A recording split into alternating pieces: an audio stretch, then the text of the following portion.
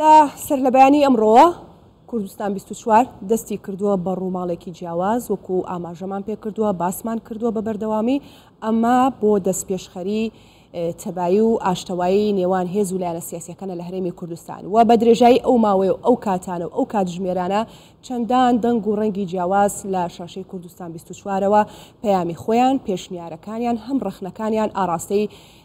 هێز و لایەنە سیاسیەکان و بە دیاریکراوی هێزی دەسەڵاتدار پارتی و یەکێتی کردووە. من گفتوگۆی زیاتر لەسەر ئەم پرسە دەکەم بە میوانداری هەردوو بەڕێزان سەردار عەبدوڵڵا چاودێری سیاسی و سیاسەتمەدار و بەڕێز شوان محەممەد نووسەر و ڕۆژنامەنووس کە هەردوو بەڕێزیان لە ستۆدیۆکانمان لە سلێمانیەوە لەگەڵمان ئامادە دەبن. سڵاوتان لێبێ، سوپاس بۆی کە ئامادەن لەگەڵمان. کاک سەردار لە بەڕێستانەوە دەست پێ دەکەم. سەرچاوەی کێشەکان لە حکومڕانی لە هەرێمی کوردستاندا چین؟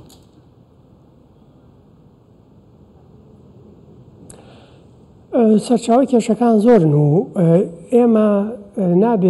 نابێ ئەوەندە میسالی بیر بکەینەوە کە پێمان وابێ نابێ کێشە هەبێ. ئەسڵی مەسەلەکە لەوانەیە کێشە هەیە یان نییە. ئەسڵی مەسەلەکە لە جۆری مامەڵەکردنە لەگەڵ کێشە. ئەو عەقڵیەتەیە کە لەگەڵ کێشە مامەڵەکە، ئەو عەقڵیەتەیە کە عەقڵیەتی بیرکردنەوەیە لە کێشە یا عەقڵیەتی بیرکردنەوەی لە چارەسەر. ئەمە لە ئاستی فەردیە، لە زانستی دەروونناسیە. ئەو کاراکتەرانەی کە بە عەقڵیەتی کێشە بیرەکەنەوە کێشەی بچووکیان لێبێ بە گێژاوێکی قوڵی پڕهاژە و تایە غەرقەبن و چارەسەریان بۆ ناکرێت. ئەو کاراکتەرانەی کە ئەتوان بە عەقڵیەتی چارەسەر سەیری کێشە بکەن کێشەکانیان عادەتەن لا بچووکە بێتەوە وە کێشە هەموو جارێک وەکو دەرفەت سەیرەکەن. کێشە ئەبێتە دەرفەت بۆی زاڵ بن، بۆی ئەزمون وەرگرن، بۆی دەستکەوتی لەسەر بنا بکەن. ئەم مەسئلەیە لە تاکەوە وە لە بیرمان نەچێت سیاسەکان تاکن. زانستێک هەیە ئێمە پێی پێنابین و ناویمان نەبیست و پێوترێ زانستی دەروونناسی سیاسی، علمی نەفسی سیاسی، زانستێکە لە زۆر وڵاتانی ڕۆژاوا تەخەسوسێکی تایبەت ئەخوێنرێ. ئەمە دیبێکە ئەم کێشانە ململانێ دۆخی سروشتی ژیانە و دۆخی سروشتی سیاسەتە. بەڵام جۆری ئیدارەدانی ئەم ململانەیە بنەماکان چین، ئامانجەکان چین، خەتە سوورەکان چین. کاک سەردار باسی دوو عەقڵێتی کرد، جارێ پێمان بڵێ ئێستا هەرێمی کوردستان لە کام لەو عەقڵێتانەدایە؟ لە عەقڵێتی کێشەیە، غەرقی کێشەیە. غەرقی کێشەیە بۆیە هەموو کێشەیەکی بچووکی لێبێتە کێشەیەکی گەورە. من بەو معنایە نەبڵێم ئێستا کێشەکان بچووکن، نا، کێشەکان چارەهینیان هەیە یاین جزوریان هەیە، بەڵام دەبێت شتێکیش هەیە بیڵێن. ئەم مەسئلەیە ئێستا چارەسەرکردنی ئەم کێشانە وە گەیشتن بە نەوعێک لە تەفاهۆم سەرباری ئەرکی نیشتیمانی، ئەرکی حیزبی، ئەرکی نیشتیمان پەروەری، ئەرکی کۆمەڵایەتی و مەسئولێتی کۆمەڵایەتی، مەسئولێتی ئیجتیماعی، سەرباری هەمووانە دیوێژ ئەخلاقیشی هەیە. چونکە لە بیرمان نەچێ سیاسەت ممکن نییە دابڕاوکەین لە ئەخلاق و ئەخلاقیش لە سیاسەتە تحقیقکردنی بەرژەوەندی باڵای نیشتیمان و بەرژەوەندی گشتی خەڵکی نیشتیمانەکەیە. لەم ڕوانگەیەوە ئەمە بوعدێکی ئەخلاقی وەرەگدێ کە ناکرێ فرامۆشی بکەین و دەبێت زۆر بە وردی جەختی لەسەر بکەین. ئێمە دەبێت بزانین ئەو دۆخەی ئێستا هەیە، ئەو پەلاماردانەی یەکتر و ئەو گرژی و ئەو زمانە توندەی کە ئێستا هەیە، ئەمە دیسانەوە خۆی دەرەنجامە. ئەمە خۆی هۆ نییە، دەرەنجامە. دەرەنجامی دۆخێکە لە دوای ڕێکەوتنامەی استراتیژی بینی یەکێتی و پارتی دۆخێکی ئارامتر لە کوردستان هاتە ئاراوە و ململانەکانی لە شەستەکانەوە کە دەستی پێکردووە ئاراستەیەکی تەندروستی وەرگرت لەوەی ئەو دوولایەنە توانیان بگەنە نەوعێک لە ڕێککەوتن لە ئیدارەدانی ململانەکانیان و لە بەڕێوەبردننی کەیسە ئەساسیەکان چی لە ئاستی کوردستان و چی لە ئاستی دەرەوەی کوردستان مەبەستم لە عێراق و پەیوەندەکانی هەرێمە لەگەڵ دەوروبەرەکەشیە. ئەمە جۆرێک لە وەزعی دروست کرد کە ممکنە هێزی تر، ممکنە هەندێک لە میدیا، هەندێک دەستگای میدیایی، هەندێک تەوەجوهی میدیایی بەنەوعێک مامەڵیان لەگەڵ ئەم مەسەلەیە کرد. کەش و هەوایەکی سیاسی خراپیان لە ناو خەڵکا خوڵقاند. کەش و هەوایەک خوڵقێنرا کە ئەسڵی پەیوەندی باشی نێوان ئەم دوو حیزبە کە هێزی چەکداریان هەیە، کە هێزی جیاوازی چەکدار و ئاسایش و ئەوانەیان هەیە، مخابەراتی جیاوازیان هەیە، ئەم هاندانە لە دژی یەکتر ممکنە لە لەحزەیەکە بگاتە پێک هەڵپشانی چەکداری. ئەمە مشکلەیەکی گەورە دروستەکە بەبێ ڕەچاوکردنی مەترسی ئەم لایەنانە هەندێک لایەنی سیاسی و هەندێک دەستگای میدیایی و هەندێک ڕۆشنبیر زۆر بە خەتەری ئیشان لەسەرەوە کرد ئەسڵی سەردەمانێک بیر تەخاتون خەڵکی کوردستانیش بیریانە یەک ڕیزی جنێو بوو کە باسی یەک ڕیزی تەکرد وەکو وا بوو خیانەتی نیشتیمانی گەورەت کردوێ وەکو وا بوو لە جاشایەتی ئەگیرابێ وەکو وایە ڕسوایی خیانەتێکی نیشتیمانی گەورەت کردبێ لە کاتێکا کە ئێمە وەختێ باسی یەک ڕیزیەکەین یەک ڕیزی بە هیچ جۆرێک مانای کۆتایی هێنانی جیاوازەکان نییە حیزبەکان دەبێت بە تەبیعەتی حاڵ جیاواز بێن بە تەبیعەتی حاڵ دۆ تێگەشتنی جیاوازیانێ بە تەبیعەتی حاڵ ململانێ لە بینیانە هەیە بەڵام شتێک هەیە پێوترێ خەتی سوور ئەم خەتی سوورە مشتەرەکاتی نیشتیمانیە بەرژەوەندەکانی باڵای نیشتیمانە ئاسایشی نەتەوایەتیە و بەرژەوەندی باڵەکانی بەرژەوەندی گشتی خەڵکی کوردستانە ئەم خەتە سوورەکانە کە پێوترێ ئێمە لە ئاستی ئەخلاقی و لە ئاستی نیشتیمانی و لە ئاستی سیاسی و لە ئاستی مەسئولێتی کۆمەڵایەتیە دەبێ هەموو لایەک کۆک بین مشکلەکە لەوایە کە ئێمە ئەم خەتە سوورانەمان بەزان سەردەمانێک لە وڵاتی ئێمە عیب بوو باسی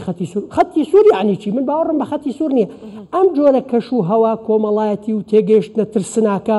فەزایەکی خوڵقاندووە من لەگەڵ سەرکردەکانە مامەڵەم کردووە لە سەرکردایەتی حیزبا کارم کردووە ئەمانە ئەزانم و لە میدیاش کارم کردووە ئەزانم هەندێک جار سەرکردە سیاسەکان هەندێک جار لە ترسی میدیایە لە ترسیەوەی لایەنێکی تر لە میدیایە لە سۆشیال میدیایە بە نەوعێک لە نەوعەکان کەیسێک استثمارەکە ئەزانم چەند ممکنە بیان ترسێنێ چەند ممکنەوەیان لێ بکە هەنگاو نەنێن بەرەو ئەوەی هەنگاو بەرەو چارەسەر کێشەکان بدەن بۆیە من لێرەوە پێم وایە ئێمە لە لەحظەیەکین چۆن ئاسەواری ئەم فترە ڕابردوو ئەسڕینەوە لە ئاستی میدیایە لە ئاستی ڕۆشنبیرەکانە و لە ئاستی سیاسی پەیوەندی نێوان حیزبەکانە لێرە من میدیای حزبی بە کێشە نازانم چونکە میدیای حزبی تعبیر لە سیاسەتی حیزبەکە بۆ چونکە میدیای حزبی لە نەتیجەیە کە حزب خۆی گەیشتە ئەوەی تەفاهم کە میدیای حزبی بە تەبیعەتی حاڵ بانگەشە بۆ یەک ڕێزی پێکەوە کارکردنەکە گۆڕانوێکێتی سەردەمانێک شەڕیان بوو لە میدیای هیچ نەما بە یەکتری نەکەن کە اتفاقیە کرا و پەیوەندیەکانیان لەگەڵ یەکترا وای لێ هاتبوو کە وەکو یەک ماڵ بوون یەکێتی و پارتیش دیسانەوە حیزبەکانی تریش دیسانەوە ئێمە ئاسەواری ئەوە ئەسڕینەوە بەگەڕانەوە بۆ مەسئولێتی کۆمەڵایەتی بەگەڕانەوە بۆ مەسئولێتی ئەخلاقی و مەسئولێتی نیشتیمانی دەگەڕێمە وڵات کاک شوان جارێکی دیکە سوپاس بۆی کە ئامادەی لەگەڵمان هەڵبەتە بۆ پێی بەڕێستان هەم نووسەر و هەم ڕۆژنامەنووسن با بە پرسیارێکی میدیایی دەست پێ بکەم ئایا میدیا لە هەرێمی کوردستان توانیوێتی تەندروستانە مامەڵە لەگەڵ دۆخە سیاسیەکاندا بکات؟ ئەگەر بە شێوەیەکی گشتی سێرێکەی نەخێر بە تایبەتی ئەم دۆخەمی سیاسی کە ئێمە تیاژین لە نەتیجا ڕنگدانەوەی چیە کە ئیش دۆخێکی میدیایی دروست کردو دۆخە میدیای تەندروست نییە چونکە لە نەتیجا ئەم دۆخە میدیای ئیفرازاتی دۆخە سیاسەکەیەوە ئەوەمان بیر بێ کاڵێن بە شێوەیەکی گشتی چونکە بەشێکی بچووک هەیە کە میدیایە کە بەرپرسانە مامەڵەکە بەس بە شێوەیەکی گشتی میدیا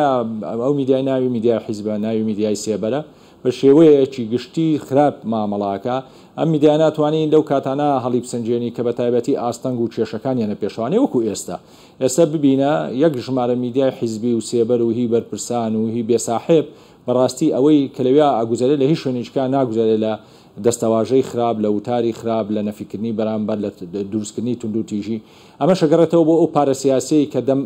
زمانێکە لە سەردەمی هاوڵاتیوانێ یەکێتی و پارتی خسویانەتە ناو کای ڕۆژنامەوانی ئێمەوانەوە زیمەمی پێکردن و میدیای پێکردن و اینجا بە شێوازی جیاجابیدایەت ئێمە بە بینە پێچاوی خۆمان لە دوای لە سەردەمی ڕاپەڕینە یعنی دۆخی کوردستان کەوتە سەر ئەوەی کە ئێمە پلوراڵێکی میدیای حیزبیمانە بێ هەموو حیزبەکان میدیایان هەبوو لە دروستبوونی هاوڵاتی و دوای ئەو فتەیی دوای ئەوە تێکەڵەیەک لە پروراڵی میدیای حیزبی و میدیایەکی ئازادا دروست بوو بەڵام جێگەی داخەلەکە دروستبوونی میدیا ئازادا حیزبەکان بە تایبەتی پارتی وێچێتی کەوتنە هەزار پیلان و مانۆر بۆی ئەم میدیای ناشرین کەن و ئەوە ئێستا و دۆخابینین کە میدیای ئەو میدیایی کە بەرپرسە ئەو میدیایی کە گوتارێکی من و ئاشی خوازانەی هەیە لەژێر دەستایە و لە ئاستێکی نزماتوانێت ئیش بکات بەڵام ئەو میدیایی کە هی حیزبە و هی سێبەرە و هی دەستگای ئەمنی و هی بەرپرسانە ڕۆژانە ژەهرە ڕێژن بەسەر ئەو کۆمەلگایە و مەعلەسەف جێگەی داخەکە ڕۆژنامەنووسەکانی ناویشی تیانایە ئەوێ میهەنی ئیشکا بەڵام بەشی زۆران لە بەر هەر هۆیە لە هۆیەکان بێ ئابووری بێ یاهۆی ئینتیمای حیزبی بێ مەعلەستەفەکەوت نەژێر و تەوژمەوانێ ئەبینین لەم ئاستەنگانی ئێستاە هەر کاتێکەیەکی پارتی ئاستەنگێک لەبەر دەمیان نابوو بێت و کێشیان هەبوو بێ ئەو میدیانە ئاستی بەرپرسیاتیان هاتوۆتە ئاستێکی زۆر نزم کە بەڕاستی جێگەی 1001 ڕەخنە و ئەمڕۆ کوردستان 24 لە دەستپێشەوەیەکی نوێدا هەڵمەتێکی ڕاگەیان دوای خود دەتوانین دەست پێشخەرێکی کردووە بۆ ئاشتەوایی نێوان هێز و لایەنە سیاسیەکان و پەیامێکی نیشتیمانی هەبووە. خوێندنەوەتان بۆ ئەم جۆرە ڕووماڵانە یاخود ئەم جۆرە لە کارکردنی میدیایی چیە لە هەرێمی کوردستان؟ من پێم وابێ ئەمە سەرەتا باوا باسکەین هەنگاوێکی باشە، بەڵام ئایا ئەم هەنگاوەی بڵێن کوردستان 24 هەنگاوێک کە لە پەرچەکردار و دروستبووە لە کردارەوانێ، ئایا پەیامی ئاشتی ئەو پەیامەیە کە ئێمە لە هەڵمەتێکا بۆ دروستکەین یا وڵاتێکی وەکو ئێمە یا لەم منتیقای ئێمە پێویستمان بە هەزاران ساڵ خەبات هەیە لە پێناو ئاشتیە، لەبەرەوە کوردستان 24 پێویستە بەو ئاراستەی ئیشکا کە ئەمە بێتە استراتیژی ئیشکردنی نەوەکو پەرچەکردارێ بێ بەرامبەر دۆخێکی نەخوازراوی بینی یەکێتی و پارتی و ئەبێ ئەم استراتیژەش وردی کاتەوانێ بۆ هەموو بوارە جیاجیەکانی میدیاکەی. ئەوە خاڵێکە خاڵێکی تر ئایا ئەم هەڵمەتەی کە دەستی پێکردووە ئایا تا چەند جێگەی ڕێی بەرامبەری تیابێتەوە، یعنی بۆ نمونە ئەو ئێستا من لەم کەناڵی ئێوە قساکەم ئایا سبێنێ ئەگەر پارتی یاوە خودسەرۆکی حکومەتی یاوە خودسەرۆکی هەرێمیا کاک مەسعود بەرپرس بن لە خەلەلێک لەم کۆمەلگایە، ئایا ئەو مەجالە هەیە لە ناو کوردستان 24 کە ڕەخنەی لێ بگریت و پێ بڵێ ئێوە بەرپرسیارن دێرا هاوکات بۆ یەکێتیش هەمان شت. بۆیە هەنگاوەکە هەنگاوێکی باشە، بەڵام من پێم وابێ بێ بکرێت بە پرسێکی استراتیژی و ئەبێ شۆڕ کرێتەوانێ. ئێمە ئاشتیمان تەنها لەسەر ئاستی سیاسی ناوێ، ئێمە ئاشتیمان لەسەر ئاشتی کۆمەلگاییش ئەوێت، واتە بە شێوەیە لە شێوەکانی تر مەسلەی ئاشتی مەسلەیەکی هەر تەنها سیاسی نییە بۆ ئەوەی ڕێکەوتنی لە بینی یەکێتی و پارتیا بکرێت. ڕێکەوتنی ئەم کایە سیاسی ئەگەر بخەینە لاوانێ ئێمە ڕێکەوتنێکمانەوێت لە بینی کۆمەلگا و کایە سیاسیەکە، ڕێکەوتنێکمانەوێت لە بینی دەسەڵات و بە شێوە لە شێوەکان کۆمەلگای ئێمە. کۆمەلگای ئێمە ئەمەنە پارتیوێچەتی ئیشی خراپەیان کردووە و بوارە جیاجیەکانی ئازادی بیرۆڕا، ئازادی ڕۆژنامەگەری، مافی مرۆڤیان بەرتەسێک کردوتەوانێ. ئێستا خەڵکی ئێمە ڕای گشتی خەڵکی کوردستان ئیستیایەک ناڕزایەتیەک زۆر جارەگات حاڵەتی دژایەتیکردنێکی ئەو دەسەڵاتە کوردی هەیە کە 100 ساڵ خەومان پێوەبینیوە بۆ ئێمە پەرلەمان و حکومەتی خۆمانمان هەبێ. تۆ بێنە پێشچاوی خۆت هەموو ئەو خەڵکە زۆرەی کە ناچێت بۆ دەنگدان ئەو ئیستیایەیە. ئەمە جگەلەوەی ئێمە ئاشتیەکی ترمانەوێت، ئاشتی لە ناو پێکاتەکانی کۆمەلگای کوردیا، ئاشتی لە ناو لەگەڵ چواردەورەکەمانە ئێمە گەلێکین بمانێ نەمانێت لە منتیقەیە گەلێکین لە حەڵقە زەعیفەکەین. لەبەرەوە پەیامی ئاشتی و پەیامی مافی مرۆڤ بێتە کۆڵەکەی سەرەکی هەموو گوتارێکی ئێمە هەم لەسەر ئاستی ناوخۆ هەم لەسەر ئاستی دەرەوانێت. زۆر باشە بەردەوامە بم لەگەڵ تا دەگەڕێمەوە لاشت، بەڵام بەرلۆی بچمە لای کاک سەردار ئەمە ئەوە بڵێم کە میدیای کوردستان 24 دەرگای خۆی وەڵا کردووە بۆ هەموو دەنگ و ڕەنگە جیاوازەکان. پێم وابێت کامە دووەم جاریشە لەگەڵ بەڕێستاکە من گفتوگۆکەم لە ستۆدیۆوە کە زۆر ئازادانە ڕای خۆتان دەڵێن بە هەمان شێوە لەگەڵ کاک سەردار کە ئەمە ڕەنگە حاڵەتە تەندروستەکەی میدیا بێ، هەرچەنە من ناتوانم لێرەدا بڕیار بدەم، ئەوە ئێوە دەبێت دوای بڕیار بدەن و کە پرسیاریشم هەیە لەسەریان. کاک سەردار باس لەوە کرێت کە کێشەکانی ئەم جارەی نێوان یەکێتی و پارتی جیاوازە لە ڕابردوو، ئایا تۆ هیچ جیاوازیەکە بینیت؟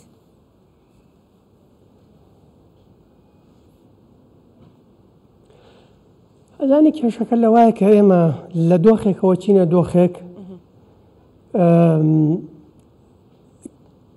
نازانین ناوی شتەکان بنین و نازانین لەگەڵ مەسەلەکانە مامەڵە بکەین. یەکێتی و پارتی اتفاقی استراتیژیانەوە. ئەم اتفاق استراتیژیە لە بەرژەوەندی خەڵک بوو و ئەم اتفاق استراتیژیە کۆتایی بە دۆخی شەڕی ناوخۆ و بە کەش و هەوای شەڕی ناوخۆ هێنا. ئاشتەوایی و سەقامگیریەکی باش، پێشکەوتنێکی ئابووری باش، سەرکەوتن و بەدەستهێنانی دەستکەوتی زۆری لە ئاستی عێراقا بۆ کورد بەدەستهێنا بوو، هەموو ئەوانەی بەدەستهێنا بوو. لە شوێنێکە قسە لەسەر اتفاقی استراتیژی کرا و اتفاقی استراتیژی تێکدرا. یەکێ لە مشکلە گەورەکانی ئێمە ئەوەیە کە لۆکاڵ عەقڵیەتمان لۆکاڵە بە سیاسیەکان و بە تایبەتیش میدیاکان و میدیاکارەکانەوە. لۆکاڵبوونی عەقڵیەتی میدیا و میدیاکار و سیاسیەکان واکە دۆخە گشتیەکە نەبینی، سیاست لە ئاستی شایستەی خۆیان نەبینی، سیاست لە ئاستی شایستەی خۆیان بۆ معنایی کە ئێمە ئێستا کە باسی پێکەوە کارکردن و یەکڕیزیەکەین کە ساڵانێکی زۆرە ئێمە بانگەشەمان بۆ کرد، سەردەمانێک بانگەشەمان بۆ کرد وەکو حیاچوون وا بوو، وەکو گەڕوگولی وا بوو، بوو تووشی نەخۆشیێکی خراپ بوو بین، خەڵک خۆی لێمان لادا. ئەمە دۆخێکە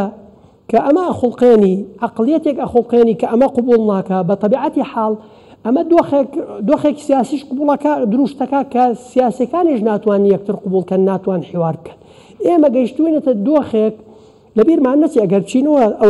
ئەوەی ئەم کەشەی خوڵقاندووە سەردەمانێک پەرلەمانی کوردستان لە جیاتی ئەوەی شوێنی جیاوازەکان و ململانەیە لە جیاتی ئەوەی گوتاری شوێنی ئینتاجی گوتاری باڵای نیشتیمانی و بەرژەوەندێ باڵەکان بێ ببوو بە شوێن مەسرحی ئستعرازی وەکو سەرک کۆمەڵێک پەهلەوان هاتبوون لەوێ بە کەیفی خۆیان بە هەرچی مقدسات و مقدراتی ئەم وڵاتە و دۆڕۆژی یان خستە مەترسیەوە لە کاتێکە دەوروبەری ئێمە و جیهان بە لەحزەیە کاتێ ئەپەڕێ گۆڕانی زۆر گەورەتیان ڕووەدا و ئەمە کوردستان لە پارچە جیاوازەکانی ئەخاتە بەردەم دەرفەتی گەورە و ئەخاتە بەردەم مەترسی گەورەوە ئێمە بیرمان نەچێ 32 ساڵ 33 ساڵ بەر لە ئێستا نە باشووری کوردستانت باشوور بوو نە ڕۆژاوای کوردستانت ڕۆژاوای کوردستان بوو جیهان ڕاهەنی لەسەر بکە نە ڕۆژهەڵاتی کوردستانت ئەو هەڵسانەوە گەورەی هەبوو ئێستا لە دۆخێکی لە بەردەم دەرفەتی زۆر گەورەی کوردستان بەرەو دەوڵەتی سربەخۆ و دانپیانراوی جیهان بچێ و لە بەردەم ئەو مەترسێشی کە ئەم قوارانەی هەتە لەناو بچن وەختێک ئێمە لە ئاستی گشتیا سیاست ببینین پێویستەکە پێشوەخت لە داوی و لە تەڵەی لۆکاڵبوون دەرباز بووبین وەختێ لە داوی وەتەڵەی لۆکاڵبوون دەربازە بین و کێشە لاوەکیەکانمان لێناواتە کاک سەردار ئەم قوارەی هەرێمی کوردستان بە یەک تێگەشتن و تەبایی و ڕێگەی فکرێ خاڵێکی زۆر گرنگ هەیە خاتون قوارەیە بە قوربانیدان بە دەریایەک خوێن بە تەفاهم بە یەکریزی نێوان هێزە سیاسەکان و بەرەی کوردستانی یەکریزی نێوان گەلی کوردستان و ئەنجامدانی ڕاپەڕین ئەنجامدانی هەڵبژاردن و دواتر لە کۆنگرێ سەلاحەدین سەپاندنی فیدرالی و دواتر پەرلەمانی کوردستان فیدرالی یەکلا کردوێتەوە و دواتریش سەرباری شەڕی ناوخۆ ئێمە لە دوای اتفاقی واشنگتنەوە توانیمان لە دوای ڕوخانی سەدامەوە پێکەوە کار بکەین و سەرکردە ڕقەمیەکەکانی کورد هی هەموو لایەنە سیاسەکان لە بەغا پێکەوە کاریان کردو توانیوان دەستکەوتی گەورە بەدەستبێنن اتفاقی استراتیژی دەستکەوتی سیاسی و نەتەوەی زۆری بۆ ئەم میلەتە هەبووە و دەرچوون لەمە کێشەی گەورەی دروست کردو من بۆیە ئەمەیە بڵێم چی بۆڵێم ئەرکێکی ئەخلاقی و ئەرکێکی نیشتیمانی و مەسئولێتێکی کۆمەڵایەتی و ئەخلاقی نیشتیمانیە پەیوەندی بەوەیە گەر ئێمە لەم ئاستە گەورەی جیهان سەیری دۆخەکە بکەین و لە ئاستی منتیقەکە سەیری ئەوە بکەین ئەو وەختە لە خۆمانە پرسین ئەم لایەنانە پێویستەکە چۆن مامەڵە بکەین لێرەوە دەبێ قەرار بدەین ئەم لایەنانە چۆن مامەڵاکەن ئەم لایەنانە پێویستەکە لەسەر مەسئلەیەکی لاوەکی شەڕی دنیا بکەن و متارەکەی یەکتر بکەن و پێکەوە مامەڵە نەکەن یان پێویستەکە احتیفاز بە جیاوازەکانی خۆیانەوە بکەن لە قۆناغێکەوە بۆ قۆناغێکی تر ئەولەویاتەکانیان بگۆڕن لە قۆناغێکەوە ئەولەویاتیان بۆ سراعی حزبیە ئەو قۆناغی هەڵمەتی هەڵبژاردنە لە قۆناغێکی ترە ئەولەوێتیان بۆ یەکگرتووی نیشتیمانی کاکە لە فەرەنسا خەڵک واکە لە ئەمریکا واکە لە بەریتانیا واکە لە بەلجیکا واکە لە سویسرا سێ چوار ڕێتەوەن واکەن لە ئاستی قەزیە گەورەکان پێکەوەن بۆیە ئەمە بۆتە مەسئلەیەکی ئەخلاقی لێرە من دەمێ نامێ بچمەوە سەر باسی میدیا 20 ساڵە من لەسەر میدیا قساکەم و لێشی ناومێد بووم لەوە ناومێد بووم میدیا چاک بکرێ بۆ معنایە نیە من اتهامی هەموو میدیاکەم بەڵام بە شێوەیەکی گشتی لە میدیا ناومێد بووم ئێمە ئێستا قسە لە سیاسەتەکەین ئێمە ساڵانێکی زۆر بوو بانگەشەمان بۆ جەبهەی کوردستانیە کرد جەبهەی کوردستانی ئەگەر ئێمە لە 2015 لە جیاتیەوەی چووینە ناو لێکشکاندن و قەیران غەرقکردنی کوردستان لە قەیرانە ئەگەر جەبهەیەکی کوردستانی چوار پارچەیمان بۆ هێزە گەورەکان دروست کردایە وەختی ئەو وەختە ئێمە باسمانە کرد و دنیایەک اتهامات و بوختانمان درایە پاڵ ئەو وەختە ئەو جەبهە کوردستانی گەورەیە ئێستا ڕنگدانەوەی گەورەی لە ڕۆژاوای کوردستانە بوو دۆخی ڕۆژاوای کوردستان ێستا بە ئاستێکی زۆر پێشکەوتوترە بوو 10 ساڵە ئەمریکا و ئینگلیز و فەرەنسا و ئەڵمان داوا لە ئێمەکەن لە ڕۆژاوا ڕێککەوین ناتوانین ڕێککەوین ڕێکشەکەوین جێبەجێ ناکرێت ئێستا لە ڕۆژهەڵاتی کوردستانە بۆ داهاتووی کوردستان ڕۆژهەڵاتی کوردستان زۆر بەهێزترە بوو لە بیریشمان نەچێ کورد ئێستا لە ڕۆژهەڵاتی لە ئێرانە فاکتەرە هەرە بەهێزەکەی بۆ ئەمانە ئەڵێم ئێمە دەبێت گەورەتر بیر بکەینەوە بۆ ئایندە بیر بکەینەوە بۆ ساڵێکی تر دوی تر پێنجی تر دەی تر ئەم میلەتە زۆر باشە کاک سەردار دەبێت دو پرسیارت ئاراستە بکەم با لەسەر میدیا بێت گەورەیە لێرەوە من دەبێت بڵێم سپاس دەکەم عفوا کە لێرە دەمێت خاڵێکی ئیزافە بکەم زۆر بە کورتی سپاس دەکەم بەڵێ لێرە من بۆ ئەو دۆخە ناوخۆیی کە هەیە داوا لە یەکێتی و پارتیەکەم بێ مەرج پێکەوە حیوار بکەن داوا لە لایەنەکانی تریشەکەم ڕۆی ئیجابی بگەڕن داوا لە میدیا و لە ڕۆشنبیرەکانی شەکەم دامی ئەم جۆدانە بکەن چونکە ئەرکی گەورەمان لە پێشە دەرفەتی گەورەمان لە پێشەوە مەترسی گەورەشمان لە پێش لێرە شەوە دیسانەوە من پامێکی شخصی ڕوو بە ئاراستەی جەنابی کاک مەسعود دەکەم کاک مەسعود لەو ڕعیلی یەکەمەی سەرکردەکانی کورد ئەو ئێستەماوە و ئەو مەترسیەکان و دۆخە خراپەکانی قۆناغەکانی پێشووتری شەڕی ناوخۆی لە 60ەکان و لە 70ەکان و لە 80ەکان لە شاخ بینیوە لە دوای ڕاپەڕینیش لە شار بینیوەتی نەوەی دوای کاک مەسعود و ڕەحمەتی جەنابی کاک مام جەلال و ئەو نەوەیەکن ئێستا ئەرکی سەرکردایەتی ئەم وڵاتیان کەوتۆتە سەر بەڵام دیسانەوە ئەزمموی ئەو ڕعیلیەکەمە و سنگ و کاریگەری خودی کاک مەسعود دڵنیام کاریگەری گەورەیە بێ کاک مەسعود دەتوانێت لەم لە بەرپاکردنی حیوارێکی بەرهەمداری مسمر و بە ئەنجامی باش و ئەم قۆناغە تێپەڕین و بچی ناو قۆناغێکی تر خۆمان بۆ ئەرکی گەورەتر و بۆ دەستکەوتی گەورەتر ئامادە بکەین. بەڕێز سەردار زۆر بە کورتی وەڵام من بەرەو سوپاس دەکەم وتت من تەواو بێ ئومێد بووم لە میدیانی جۆرێک لەوەی کە میدیا دڕەت کردوانێ بەڵام هەر ئەوە میدیانیە کە دەنگ و ڕەنگەکان دەگەێنێت هەر ئەم پەیامانەی بەڕێزت ئێستا لە ڕێی میدیاوە نیە هەر لە ڕێی میدیاوە نیە تۆ ئاگاداری ناوچەکانی دیکەی کوردستانی بۆچی بەو شێوەیە میدیا ڕەتەکەیتوانێت بەڵام زۆر بە کورتی وەڵام من بەرەوە سوپاس دەکەم.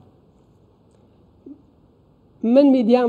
میدیام ڕەت نەکردەوە وتیشم تعمیم ناکەم ئەمەشم وت بەڵام دیسانەوە ئەڵێم نەفەسێکی میدیایی عەقڵیەتێکی میدیایی لۆکاڵ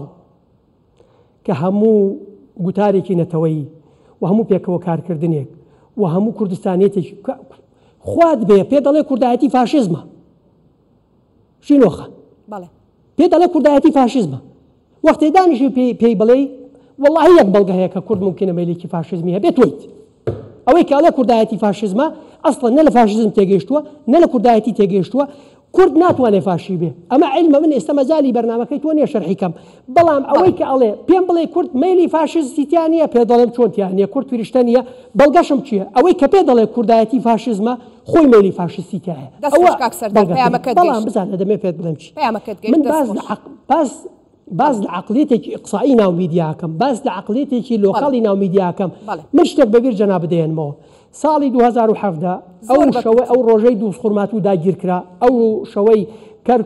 شەوەی کەرکووک داگیر کرا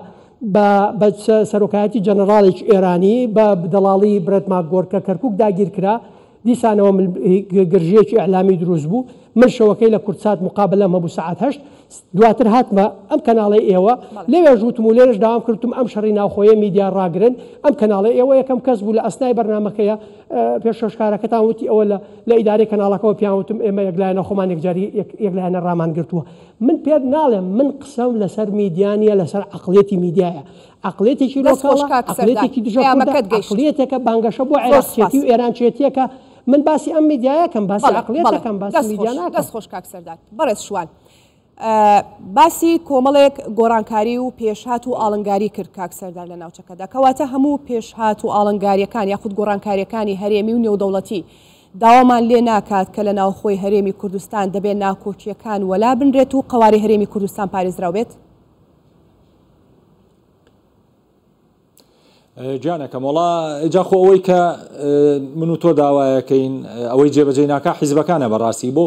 من ئەو قسانەی کاکسەدار وا تێگەیشتم کە بەشێکی زۆری تەحملی ئەم دۆخە ڕۆژنامەنووس و خەڵکی ڕۆشنبیرێکا کە ڕێک پێچەوانەکەیتی چونکە من لە بیداەتی بەرنامەکە وتم ئەو دۆخی ڕۆژنامەنووسی کە لە کوردستانایە کە دۆخێکی تەندروست نییە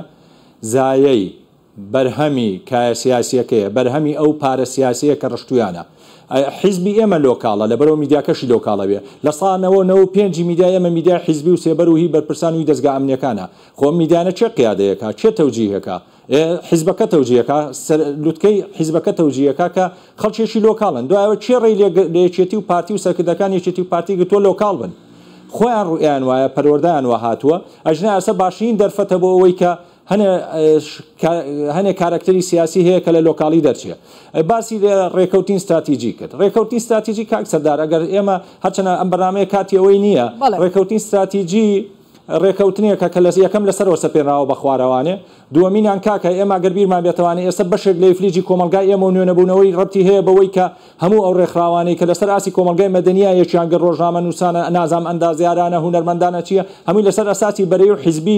بیناکرا یەکێک لە هەرێک خاڵە لاوازەکانی ڕێکەوتنی استراتیژی کە ئێستا پێوێ ناڵێنین نەبوونی ڕەخنە و نەبوونی شەفافیت بوو لەناو ئەو ڕێکەوتنە استراتیژیە ئێستا کە حکوومەتەکەت پێوێ ناڵێ من نازانم ئێستاش پارتی چیەوێ لەناو حکوومەتەوە جەلسەکانی پەرلەمان چۆن حکومەت چۆن ڕوا بڕێوە و جەلسەکان یەکێتی چی ئەوێ و جەلسەکانی چۆن ڕوا بڕێوە هەر هەنگاونانەیە تۆ بتەوە کۆمەلگایەکی تەندروست دروستکەی بەبێ دیموکراسیت بەبێ شەفافیت بەبێ بوونی ڕێی مقابل لە موسساتە ئێمە چێ ڕێی لێگرتوون میدیا ڕێی لێگرتوون دەستگای ئەمنیەک بخەنەوانێک ئێستا بوون بە بار بەسەر و کۆمەلگایەوە هەموو ڕۆژێ گرفتێکمان بۆ دووسەکەن چێ ڕێی لێگرتوون پێشمەرگەیە خەنەوە هەموو جیان داواکە پێشمەرگەیە بخەنەوە ئەوەی ڕۆژێ دۆستاتیکردن پێمانڵێ ئەو دەستگامیانە و پێشمەرگەیە خەنەوە یەکێتی پارتی ئیرادەیان نییە تاقە چارەسەر من قەناعەتیشم نییە و کێشانەوە نەقوڵ بن قوڵیەکەی لەوایە شەڕیش خەڵک ئەوەنە شەڕیان بۆ ناکاوە لەوە دڵنیابن تاقە گرفتێک هەبێ کە لەما ئەگەر بارگژیەک دروست بێ لەوانەیە ئێران و حەشدی شعبی و تورکیا بێنە سەرقەت ئەمە کە خەتەرێکی گەورەیە بە تەسەوری من تەرجەبەکە خاترژێ پرسیاری گەورەوانەیە ئەجینا نە خەڵک شەڕیان بۆکە نە ئەو کەسانەشیان هەیە شەڕیان بۆ بکەوە ژمارەی دەنگدەکانیان لە انتخاباتی پێشوا دیار بوو لەبەرەوە من لەو ناحیەوانە زۆر ناکەسم بەزەوا پرسیەوە بارگژیە ئێران و تورکیا ئایا حەل چییە حەل فشاری کۆمەلگایە حەل ئیشکردنی میدیایە حەل ئیشکردنی دەست بژێری کۆمەلگایە کە ئەم حیزبانە التزام کرد بە مەبادیئە دەستوری و یاسایەکانی ئەم وڵاتەوانێ انتخابات لە کاتی خۆیان بکەن موسساتی حیزبی بەتایبەتی موسساتی ئەمنی و پێشمەرگایەتی بکەن بە موسساتی یاسایی و موسساتی حکومی حەل ئەمەیە حەل ئەو ڕێکەوتنە نییە لە سەروانێک کە هەموو ڕۆژێ گرفت و هەموو ڕۆژێ دێ دەستمان لەسەر دڵمانە نەتەقێتەوانێ بۆیە بە بۆچوونی من تاقە حەل ئەوەیە کە کۆمەلگا دەور ببینێ لەما میدیا دەور ببینێ ڕۆشنبیر دەور ببینێ و من قەناعەتی شما ئەبێ یەکێتی و پارتی بەرپرسیار بن بەرامبەر هەموو ئەو مەواعیدانەی کە لەسەر انتخابات هەیە لەسەر هەر شتێکی تر هەیە و من پێم وابێ زۆر وتراوە کە برادەرینانی من هیوادارم ئەم ڕخنێشم لێ قبولکەن زۆر وتراوە کە لە دوای مردنی ئیمام جەلال و کاک نەوشوانەوە کە کاک مەسعود دەیتوانی بێ بە کارکتەی چوار پارچە دیارە نایەوێت دیارە شێوەی پەروەردە و ڕوئیای ئاوایە کە لەسەری حیزبەکە بمێنێتەوانێ ژنا دەمێ بووە بێبەوە لەبەرەوە ئێمە جارێشکە منەواڵێمانێ ئیشی ڕۆژنامەنووس و ڕۆشنبیری ئێمە نییە حیزبی کوردی بەهێزکا ئیشی ڕۆژنامەنووس و ڕۆشنبیری ئێمە ئەوەیە کە کۆمەلگا بەهێزکا و